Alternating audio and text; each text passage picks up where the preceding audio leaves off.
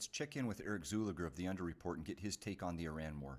But Eric, I thought we were going to do the decapitation attack. That was never going to happen. Iran has always operated through decentralized power. My summary of a couple of the last posts from Eric is that the previous U.S. decapitation strikes in Iran were ineffective, and a future potential decapitation strike will probably not occur because it will be ineffective. The U.S. is not winning in Iran. The U.S. will not win in Iran.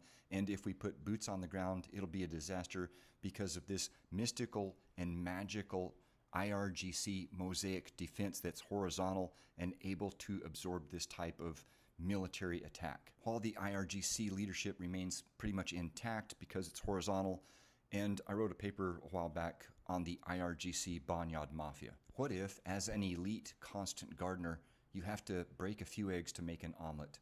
What if there is a global secret organization, national security state, whose goal, strategy, or mission is not to win wars, but to wage wars?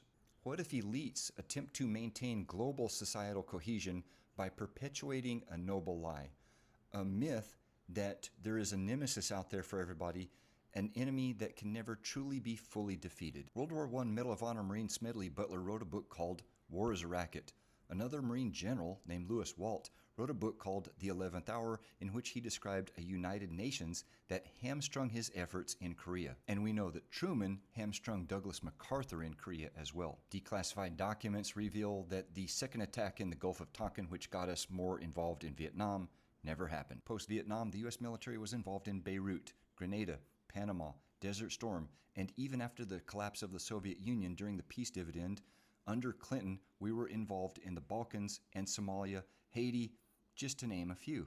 Post 9/11, Operation Jawbreaker sacked Afghanistan pretty quickly, and in 2003, main force units rolled into Iraq, and we had tens of thousands of troops on both the east and west flanks of Iran for years. Somalia, Yemen, the Caucasus, Arab Spring, right to protect decapitating Gaddafi in Libya, Ukraine, Hayat Tahrir Shem, shortly after the Operation Timber Sycamore help there, would take over Syria.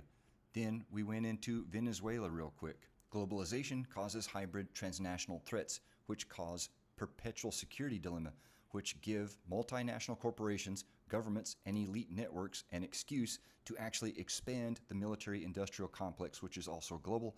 It keeps millions of people gainfully employed, and if that system is significantly impacted, budget-wise or personnel-wise, it will cause a significant global economic shock. Because she wants more. Man, she's got to feed the monkey. I mean,